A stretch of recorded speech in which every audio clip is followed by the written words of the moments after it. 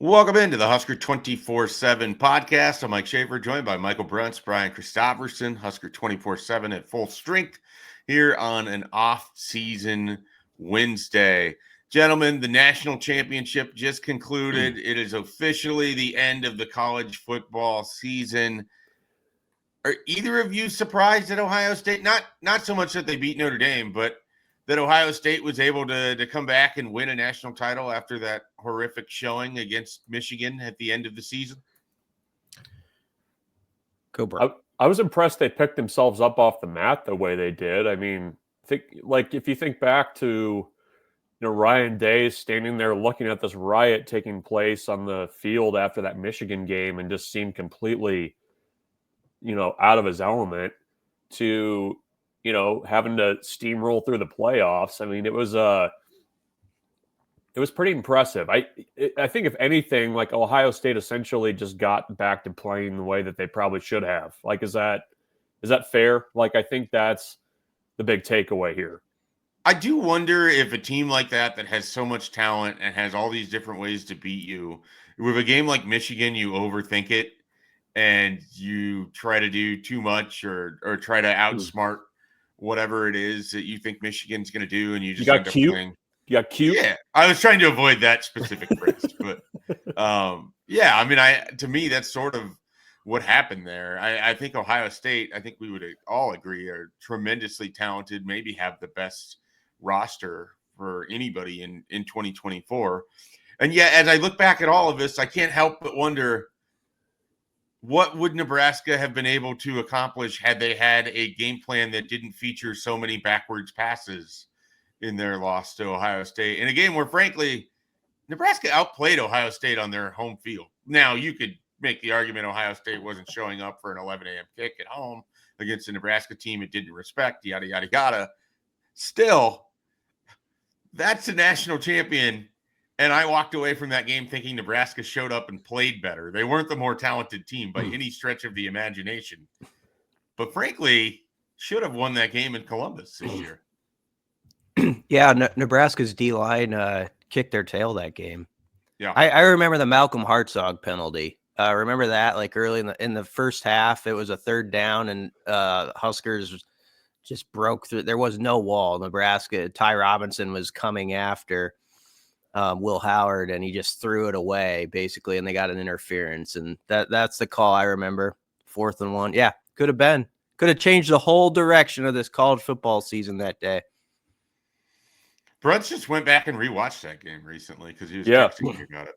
Yeah, I did. It was I went back and watched it because I was curious to see if, like, my memory of that day and the way that Nebraska's defensive line played against Ohio State's offensive line would, like, jive with what actually took place. And it did. I mean, I think there were very few drives in that game. There was the one late in the second half, but I think for the most part, I think you could safely say that Nebraska's defensive line won that game up front against Ohio State's offensive line. I mean, I think that was one of the takeaways when we were leaving Columbus that I had was, man, that Ohio State offensive line was in trouble because they really struggled. Yeah, but then they managed to sort of like put themselves together, as you sort of phrased it, in the playoff, because I thought one of the things that Notre Dame was going to be able to do was control the line of scrimmage, and Ohio State offensive line looked a lot different in January than the one that Nebraska wrecked in October. The other kind of thing that stood out is that Nebraska lost that game effectively on 3 bus plays, a couple that went for touchdowns, and then that you go take the lead in the 4th quarter, and then they just have that stupid bus early that allows like the 20-yard completion that allows Ohio State to kind of get the ball moving a little bit. Yeah. The other thing I remember, and he's going to be at LSU now, Jamari Butler running down Will Howard to at least force the 4th and 1 was one of the great individual effort moments of the 2024 season. But figured we could discuss Ohio State since they're relevant with a national title. Did you guys engage in conference cheering on Monday? I've always distanced myself from that. No, I've never been. We always made fun of the SEC for doing it, so I'm not going to do it on the other side of the fence. No. Do you guys root for the Packers when they're playing in the playoffs? It's the same No. idea.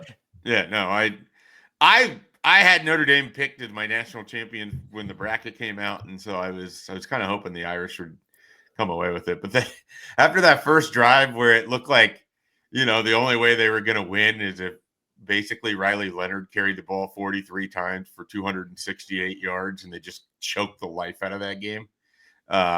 It didn't feel like there was going to be a great opportunity for Notre Dame. This Ohio State championship team basically was like the one 10 years ago that won it. 2014, Remember? yeah. Yeah. I mean, they was it Virginia Tech who wasn't that good that year? I think they lost to in September, and everyone was kind of sleeping on them. And then you realize, like, as the playoffs were going, nobody's stopping them. They're on a mission, sort of. Same deal. It's like a replay of that. Yeah, I mean, both of those teams just loaded all over the place. Like, you look at that 2014 team, and yeah, it was Cardale Jones, but just the wide receivers. Ezekiel Elliott. Yeah, Ezekiel Elliott. Like, and then you look at what they went up against in Alabama, and then ultimately, I think it was Oregon, right, in the championship. Yep. They were far superior talent-wise. Did you see the golf cart accident, Ryan Day? Yeah, I didn't. Someone sent me the video, and I ended up watching it. Just she goes straight into the wall, or what happened? Give us a play. Basically, it was one of those like extended golf carts where they've got like the seats facing forward in the second level and the two others. She thought she had enough clearance as she was making the turn, and just like blew right into the wall where like Ryan Day was sitting. And I couldn't tell from the video if he like bumped his knee or like he definitely had that like if you were teaching your kid to drive and your kid, like, you told your kid not to do something and the kid still like slams on the brakes too hard or something like that. It was like that disapproving dad look. I was like, I know that look. But I think it's probably better if Ohio State coaches just stay the hell away from golf carts for the rest of eternity. I think that's basically the takeaway there. Whiplash beats a Papa John's pizza gif, right? Yes. I was going to say that. At least in this case, a lot better for him. So, yeah. All right, let's dive into what I kind of wanted to discuss today. Last week, we spent a lot of time. Brunch and I ran through every position, kind of where Nebraska attacked in the portal, what it looks like at this point in time. We spend a lot of time in December and January, and rightfully so, talking about the additions in the portal and what Nebraska's adding to their roster. However, the bulk of what Nebraska has, the backbone, all of it, whatever cliche you want to use, is already on the roster right now. So they have to have these guys in particular take steps forward, whether that be off-season development, whether that be strength and conditioning, whether that be film study, whatever it is. You need the guys on your current roster to play better if this thing is going to move forward. And so I asked these guys to come up with a couple players they're excited about that are already on Nebraska's roster or were already on Nebraska's roster for 2024 and perhaps earlier to kind of discuss what Nebraska has coming back and kind of what stands out. And so we'll start with that, and we'll start on the offensive side of the ball. Brian, and I know there's a very obvious one, but who are you excited about for 2025 that's already played for Nebraska on offense? Give me one name, and just try to keep it to one name. In case one name. You know that I like to give like four names. Yeah, I know. I feel like a school teacher when I do this. You reprimanded me before I even. One name, Heinrich Haarberg. I'm excited to see Heinrich Haarberg at tight end. That's not the obvious one, right? It is not the obvious and one. I'm not going to say. I'm not going to say any know. other names. I'm just going to say Heinrich Haarberg. Wait, could I say one more name that's at his position group? That's not going to interfere, right? That's fine. Luke Lindenmeyer, I think. Oh, he said the name. I think we need like a Luke Lindenmeyer sounder whenever somebody says Luke Lindenmeyer. We can look into that. I think people got pretty fired up about the idea of Haarberg, Lindenmeyer, and mashing some people and just the way they're going to get after it and what Heinrich can do with a full runway at that position group. I thought he did pretty well in his snaps, sort of off the ball, it seemed like, in the Pinstripe Bowl. And I think Lindenmeyer has always sort of been an unsung hero. And you saw in that game, I think he was starting to get a little bit more attention. And Holgerson really likes him. I think he likes both those guys at tight end. And so that's going to be an interesting duo to see how it takes off. All right, Brunt, you're the tight end guy on this podcast. How do you feel about one being bogarted, I'm sure here, Well, by BC, and then two, your just thoughts on what the tight end room is going to look like for 2025. Well, I didn't want to put a quarter in the Luke Lindenmeyer jar, but we might have to if I say his name. I think. Sorry, you want a player, or you want me to talk about tight ends? Well, you can talk about tight ends, and then we can get your player too, Okay. and then BC can talk about that player. So the idea is that both of you can talk about. Yeah, it's like a 2-man weave we're running here. Yeah, a little bit. Yeah. So yeah, I think the tight end position is interesting to me. I mean, and part of it is aside from the guys that Brian has already mentioned. I mean, is where does Carter Nelson fall in all of this? I think he's a receiver. I don't think he's wide going to play receiver. tight end. We'll find out, but I think he's going to be the positionless guy. Like I think it feels to me like he's going to move around a lot. I think he'll do a little bit at tight end. I agree, though. I mean, I think he's probably going to be flexed out more in that kind of a role than anything. But no, I think it's an intriguing group, and I think that Dana Holgerson likes what they have on the roster now. I think they've got some young guys that are going to have to really kind of compete this spring to get into that picture, because it's very clear tiers of who's that top tier and then who's in that next tier. And I think they're going to use them. I know that, some people say, well, Dana Holgerson really doesn't use tight ends. He has in his past when they've had the guys to use. And I think there's the potential to use some of those top tier guys. I am curious to see with Lindenmeyer, because I think he's been sure-handed enough when he's been asked to catch the ball. I think he's a really good run blocker that fill in for Borkacher leaving. So I think that group, is in a good spot, regardless of, losing Fedoni and Borkacher to Borkacher to the portal and Fedoni to the NFL. So my guy on offense, I'm not going to go low-hanging fruit on this one. Although I am intrigued by what Dylan Raiola is going to be in year 2. I'm eager to see what Emmett Johnson as a featured running back looks like. Nebraska has not taken a running back in the portal. They added 2 running backs in December out of the high school ranks. You still have Quentin Ives there as well. I do think they're going to be able to scheme things up well for him. I do think also that he's going to get his chances. They really like what he can do, and I liked what he was in fairly large doses over the last 3 games of the season. So I'm intrigued by that and what he can be, especially in the passing game as a receiver. Yeah, I definitely am intrigued by what it looks like, and also just in terms of total volume for Emmett Johnson, because you don't have Dante Dowdell, and I will be a skeptic of Quentin Ives until he basically just proves on the field next fall that all of the sort of belief that this coaching staff has had is warranted, because this is someone that, he was a deep cut tape. Like, this is a guy that wasn't going to, another FBS school until Nebraska came along and offered. And I'm fascinated. They seem very comfortable with the idea of Quentin Ives being a backup, and they've got some young guys in Connor Booth and Jamarian Parker that I think are going to be part of this whole conversation. But for the sake of talking about the players who've already been here, I mean, Ives got his first real action in the Pinstripe Bowl. He got the touchdown there.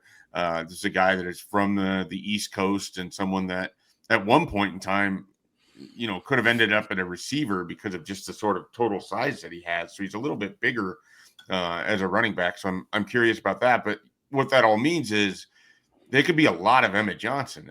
Brunts, are you at all concerned about the ability to sustain like a much heavier workload for Emmett? That's the intriguing part. Like I think in small sample sizes, and it got bigger towards the end of the season. Can he make that next step? I mean, he's the guy. I mean, until there's somebody that they bring in out of the portal, or somebody makes a huge jump that's already on the roster. He's their guy. They kept him from going into the portal, and kept basically retained him. So they obviously like him there. But yeah, I don't. That's the big question mark to me. Is he a 25? Is he carrying the ball 15 times and catching it 5? Is it 20 carries and 5 catches? What does that workload look like? I'm very, very interested in kind of how that plays out. What about you, Brian? What do you think about the running backs? Yeah, I think it's wide open to see who's number 2. Quentin Ives is the name I think that comes to mind first, because Dana Holgerson cited him as having an outstanding run of bowl practices, and it seems like Holgerson's just sort of shot it straight. And so when he sort of brings someone up, because he's been willing to say things that aren't good so candidly, I think when he says something like Ives has had outstanding practices, people are like, okay, I'll sit up and pay attention to that. But Mekhi Nelson's over there. We'll see what he can do this spring. Rowdy Bowers, a walk on. I think they kind of like behind the scenes. I'm just that's who's in the room. But yeah, Ives needs to prove it. I always hate the now or never thing with players, but it does feel like if you're a running back in year 3 and we haven't really seen you on the field, the phrase fits. I'm excited, like Bruns, about seeing Emmett and what he can do with it. His run inside the 5-yard line in the Pinstripe Bowl, where he had about 40 yards, where he just juked that guy out of his cleats. I thought that was he had some really good runs down the stretch, but that was a dynamic run. When I got back home, I watched that thing back like 10 times, and that's exciting. Like that he has that ability and space to make people miss like that. And he has always sort of reminded me a little bit of Amir. Just like he was kind of Amir was not heralded as much as other guys that he came in with and built himself up. And the question now is, can Emmett show that toughness that Amir had, where you get those runs where you take a guy and he's on you 2 yards downfield and you take him for 3 more yards. So that's the big thing, to show you can consistently do that in the Big Ten. If we were a different type of organization, we would definitely run with that as Christopherson, Johnson, the next Abdullah, question mark, the headline of this podcast. But we're not that type of organization. All right. Before I asked each of you to have a deep cut as well, or a sleeper, but we'll save that. Let's go over to the defensive side of the ball, and we'll do the same thing here. Who's a guy, returning player, that you're excited about for 2025? And this time we will start with Brooks. Yeah, this was a tough one for me. They lost a lot. They did. There's a lot of guys that are kind of fit that bill, I guess.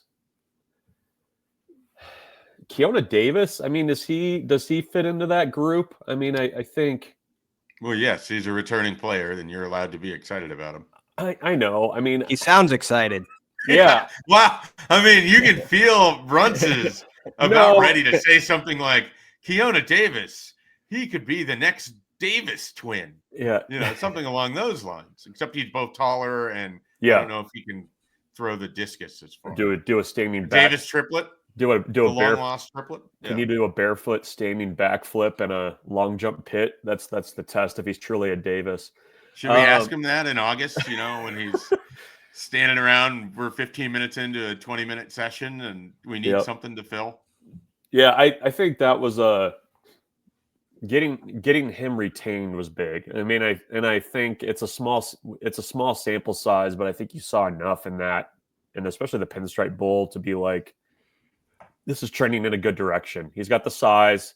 Is he going to be like a dominating pass rusher? I don't know, but that's something that Nebraska's going to have to find, because a lot of what they lost are those guys up front that could force the issue by themselves and push the pocket. So I'd probably go there. I think there's a few guys. I'm trying to stop myself from naming more. So I'll just go Keona Davis. Okay. BC, do you have any kind of thoughts on Keona Davis that can match Brunson's enthusiasm for him? Full-throated. Yeah, I thought he was one of the biggest names in the portal cycle since he was reported that he was going to go in, but didn't end up. That ended up staying at Nebraska. Like when you talk about what could have happened, and I just think he's the type of guy, especially as you lose Nash and Ty and some of those other guys who transferred, that it would have been kind of a crusher because he has so much, I think, potential. I think his ceiling is just higher than most people. So it was a huge deal to me when he decided he was coming back. The first time I saw him in Lincoln, he looked like a third-year player as a 18-year-old, and that was really impressive. And will he be the last? Because he was a February signee, right? Because will he be the last great Husker signee on February? If he can be that type of player, that could be a possibility for him. That's an interesting thought. It's good trivia. Yeah, that's going to be like such an antiquated thing here if it's not already. All right, Brian, who is your guy that you're excited about on the defensive side of the ball? I'll say Willis McGahee the fourth. He played 27 snaps in the Pinstripe Bowl. Was just writing about him the other day. That's how I knew it. And the thing about Willis is I thought, like, when we got to October, like, I know Prince Will, when he left, there was disappointment, and like in the 24/7 sports rankings, he was like the highest guy about like that you could get. And he does have great possibilities. Prince Will does. And I wish him all the best. But I think Willis McGahee at that position, MJ Sherman was obviously humming along, but I thought Willis was as good as Prince Will or better Felt like last he passed season. him up. Yeah, he did. And so that's one of those deals where, like, I think people outside our bubble will be like, oh, that's sour grapes. That's what you say when someone leaves. And again, I wish Prince Will the best, but I do think Willis was playing better last fall than his peer. And so that was really exciting. And we talk so much about like Shavers for good reason, who could also be named here. But by like November of the Miami crew, even Barney included in this discussion, I was as like excited about what McGahee could be in 25 as anybody else, because it felt like every other week or so he was not just making a tackle or a play, but he forced 2 fumbles, but he also had like 2 or 3 other ones that were almost where it was just incomplete barely or whatever, or he was just a split second off. And I thought, man, you talk about if you want to be a great defense that changes games and you really change the plus minus category and turnover margin, Willis McGahee the fourth has that possibility to be that kind of disruptor if he can build off his first season. So I'm really excited about him. Brunts, what's your thoughts on McGahee? Yeah, I think you go back to his high school like highlights and what he did in high school, and he was one of those guys on defense that just kind of had that knack for being around the ball, like whether it was forcing a fumble, recovering a fumble, some kind of play that was a splash type play. And he had a really good game against Ohio State, and he actually talked after the Ohio State game. I mean, there weren't many of us out there, and you're kind of doing the interview, and it's like, oh yeah, you're a young guy, big stage, had a great game, and it was his attitude was very much like, well, yeah, like of course, like none of this is a surprise, and I think he kind of has that confidence that like if there's a play to be made, he's going to make it. He's got a little bit of swagger to him, which I appreciate for a defensive guy, because I think you have to have that be like a talented pass rusher, like just that little bit of ego that somebody's going to go make a play. And, I'm intrigued by what he can be too. I mean, when I was enthusiastically lauding Keona Davis, talking about the need for a pass rush, I mean, McGahee's the guy on your roster that you point to as like, okay, this is a guy that can grow into a big difference maker in that way. So I think that's a really good example of a guy that's an arrow up on the defense. If I could throw one more thing in on him, the week before the opener, Rule was on his radio show and he was mentioning true freshmen that could burn a red shirt. and he mentioned McGahee. And now, like, looking back, it's like, because we've said this about like Van Poppel, like how he redshirted, we wouldn't do that anymore with guys in this climate.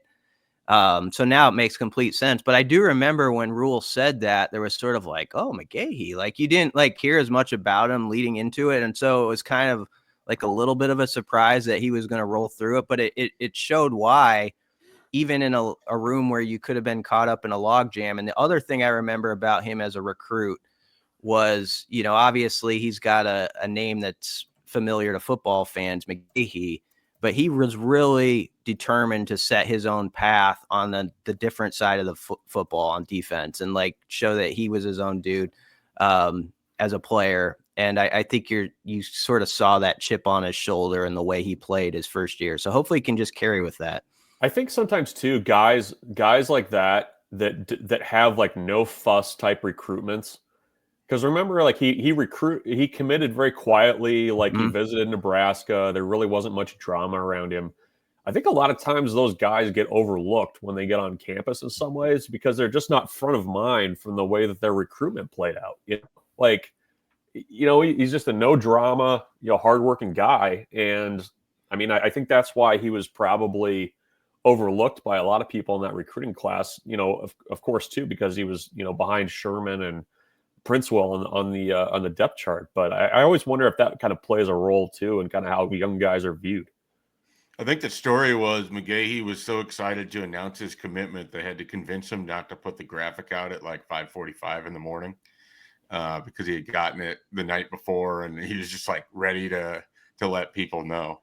I'm fairly certain that was McGahee, and I'm not thinking of someone else. I know there are people listening to this, and I just want to give you guys an opportunity to state that you are also excited about Vincent Shavers. I know there's people listening that are wondering why you haven't said the name Vincent Shavers yet. So I'm just throwing that out there because he had such a flash game. Hell, he had a flash first couple plays against Boston College, and he plays at a really visible position. And he's someone that's relatively vocal about how much he wants to be at Nebraska. I think he's already become a fan favorite. So if you would like to take a few seconds to talk about Vincent Shavers, I'm guessing the listening audience would appreciate it. Well, he's defense Dylan Raiola at this point, right? It kind of felt that way to me too. Like both, it wouldn't be who I would have named as well, but you put the handcuffs on, and I can only name one name. The other two that I would have listed were Shavers and Van Poppel. I mean, those are that's your battery right up the middle for a couple of years here. And I mean, Shavers showed everything in the Pinstripe Bowl why you should be excited about him. And he's a guy that felt like he came in with a chip on his shoulder, kind of given how everything played out with Miami late in his recruitment. I think there was a little bit of wanting to show what he can do. But he's just a guy that just genuinely seems to love football. And you need guys like that on your roster. And I think it's pretty obvious that's the focal point of your defense going forward that you're going to try to build around. So, I guess I think of him more as like defensive Dylan Raiola. Like I didn't want to name the obvious one. Is that like Nate Gary being defense Rex? Yes. Yep. Okay. I want to clarify on that one. Yep. In case there's any ton of walk of shame people out there. BC, do you have any quick thoughts on Shavers? And then I want to hit the sleepers before Brunt's got to go. No, Brunt said it well. I mean, 3 days before the Pinstripe Bowl, he did interviews with the media that was out there, and he had a quote. It's like, it's my time now. You know, like he was just like, oh, let's go. Like he'd been waiting for it. I just love his story. I think he's one of the funnier guys actually behind the scenes. I've heard from guys on the team. He's got a great personality and a great quick recruiting story. Of course, Miami was where he was committed, and it sort of changed at the end when him and his father were being picked up at the Omaha airport and driven to Lincoln. Whoever the driver was, they should give a little extra to, because he was talking up Nebraska, and the Vincent Shavers Sr. turned to his son. He's like, this is a blessing in disguise. What has happened here? Like, this is they like knew it right then and there. And so he's got a cool like story connected to Nebraska that you just want to see it like just ascend like you hope it can. And it's a good start. That's for sure. All right. I asked for a sleeper. Just pick one. Can be either side of the ball. Michael Brunts, we'll start with you because I know you have to get going. So Nebraska's defensive back group basically accounts for, at this point, like a quarter of the scholarships on the roster, I think. Keep that in mind as the 105 becomes a thing. Donovan Jones. I'm still counting him as a sleeper because you saw during the bowl game a guy that was not kind of awed by the moment, came in and played cornerback after largely being a safety for most of the season. And Schaefer, I remember you saying, but back when it might have been his senior season, like during the actual season itself, mentioning that he was going to be a guy that people needed to know in a hurry because of he was kind of under the radar, but he was extremely productive. He's an extremely physical a freak player. athlete. Like he is really, really, really athletic in a way that you don't think because he's not someone we talked about enough. Probably No, it's our fault, really. Yeah, but a guy that could play corner, could be a safety, maybe he grows into a rover. I mean, I think there's that potential there for him. So you're going to need a few young guys to emerge from that group. It's going to be crowded, but I think he's a guy that that I'm paying a lot of attention to this spring because Nebraska can move him around, they can fit him into places, but I think he's got to be part of the plan for Nebraska going forward in that defensive backfield.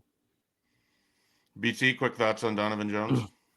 Omaha North guy, so he's a good good stock. I mean, I think he showed like in the Pinstripe Bowl, like how he wasn't afraid of the stage. Like right away, like his first series, there was a play in space Boston College had where I thought it was going to go for like 30 yards, and he maneuvers his way through like two blockers, makes a great open field tackle.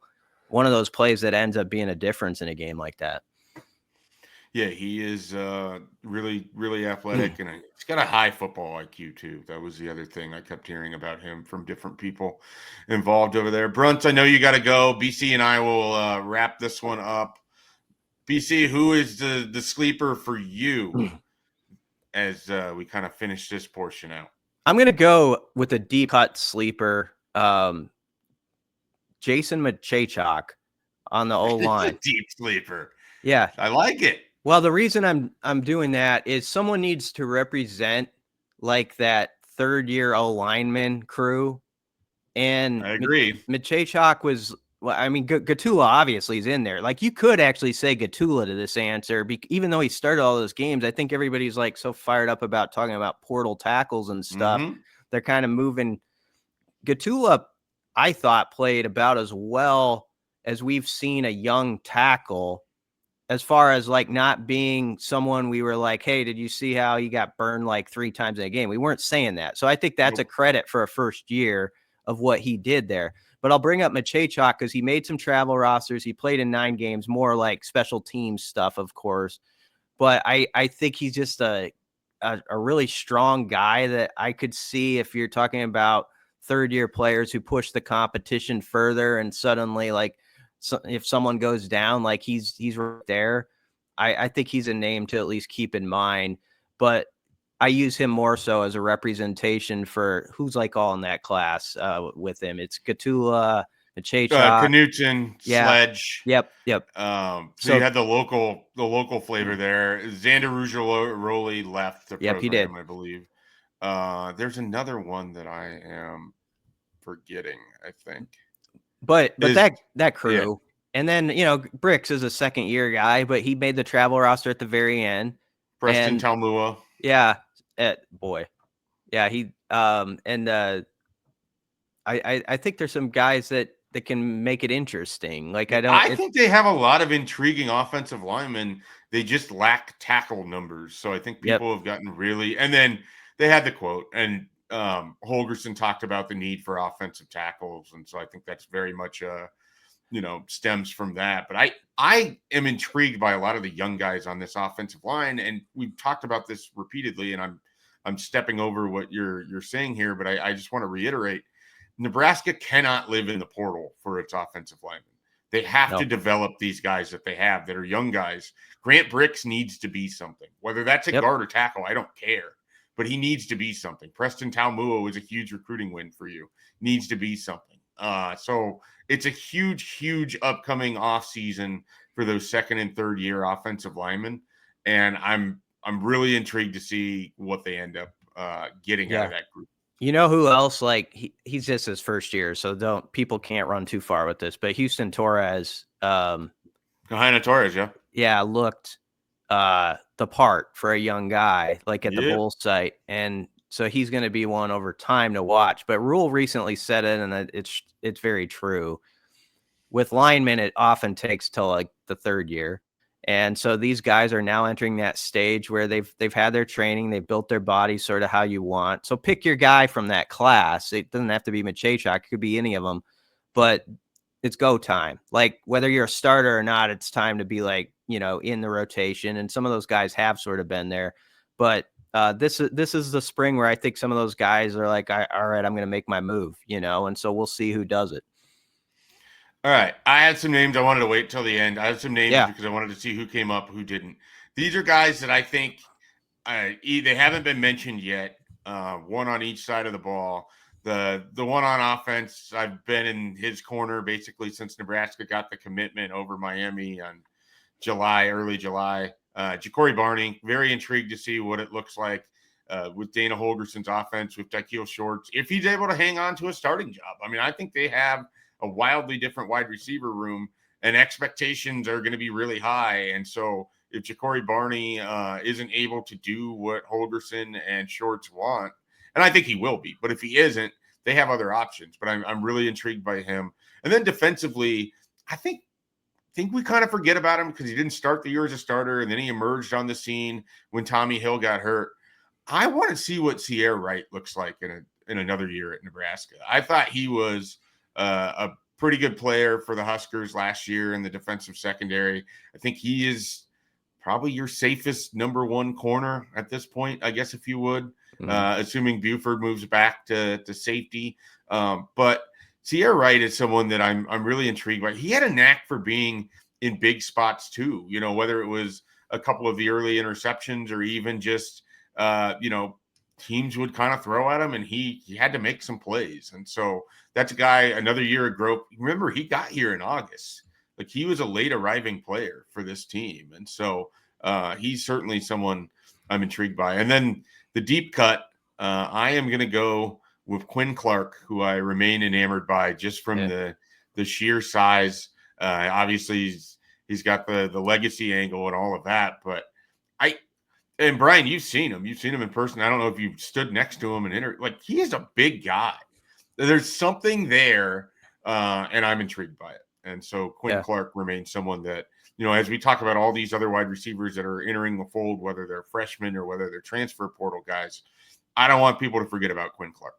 Quinn Clark, when he was here and got offered, that's in the summer, they worked him out at like all these different positions and he did really well. And then they called him and his mom on the field and extended the offer. Pretty cool deal. But he is all of these guys are athletes, but I think he's got that a little extra something that caught their eye last year. We didn't see him yet, but he was sort of that name that was on the surface, like you're right below the surface. You sense that he might get a shot. So that I was glad you said him because I didn't want this for what we're doing. I didn't want this pod to pass without his name being mentioned because I definitely think he's one to watch.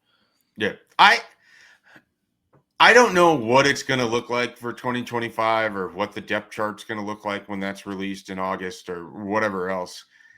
I have to say there's a lot on this roster that intrigues me before you even dig into the new players. Like there's something here and it's going to be on this staff to maximize that. But they have a lot of individuals that could make some pretty sizable jumps in their second year of playing time or, really getting their first real opportunity. And so there's this roster intrigues me in a lot of ways, Brian. And so I think when we set aside all the incoming players and you just look at what's returning, I think there is a reason to be optimistic about what Nebraska has in terms of what it's coming back with. I know they've lost a lot in terms of super seniors and experience and veterans and guys that have been through battles and have played on the road and been in environments and yada, yada, yada. I think there's some guys that are ready to take that next step with this program. It feels like a transition year, but in a good way. Yeah, and part of the interest of this offseason is I don't like the 105 rule. You know that. I wish it were 120. It is going to be 105. And with that, there's this secondary discussion of like who can help you on special teams. Like there's some guys who, like, you know, when you decide like who's on your 105 or how do you whittle that down, maybe they're not like I wrote a story on our site right now about the linebackers, and there's like 17 guys whose names are there. And some people will be like, whatever, like the guys who are like 12 through 17.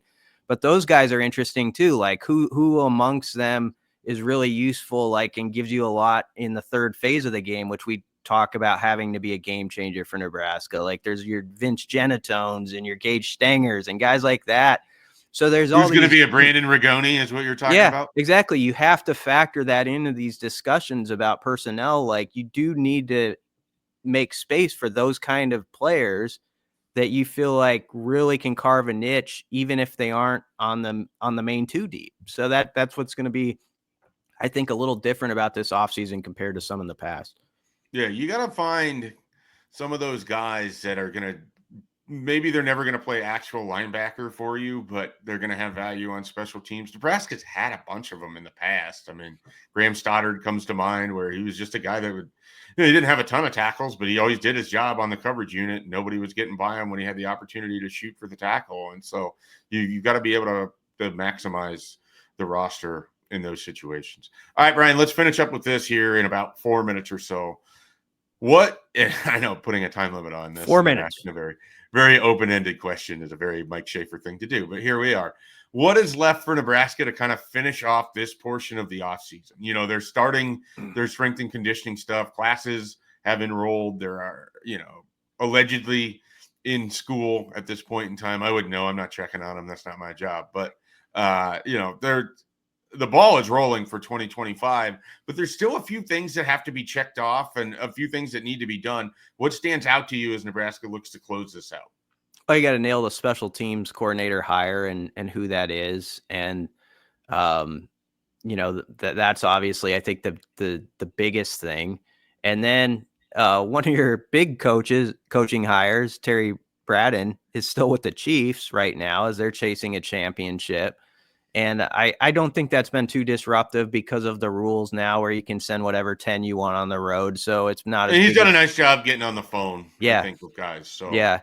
But I mean, that's an interesting dynamic. He's going to have to like hit the ground on sort of a sprint, getting to know his personnel at a really important spot. And I know Rule's got like a DNA like in D line coaching. So that helps that your head coach is so central with that.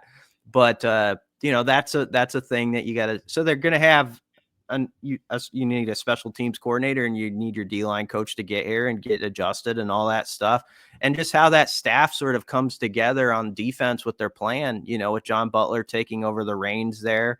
And Addison Williams coaching the secondary. It's, you know, everybody's got to sort of get a feel for one another before they Phil Snow doing something in the spring ball. The other question I was asked this the other day on the radio, and it is an interesting one. You know, does the 105 change? I don't know if it does, like how you approach the spring, or do you actually have to ramp it up a little bit this spring to see like who's where? And like, yeah, as you kind of like give everybody their final shot before it's decided, like this is where you stand. Like, I think in some ways you almost got to bring it up a notch. The Husker Hunger Games, is that what you're saying? Yeah, a little bit of that. Like that's just an outside speaking off the cuff on that thought, but that makes sense to me.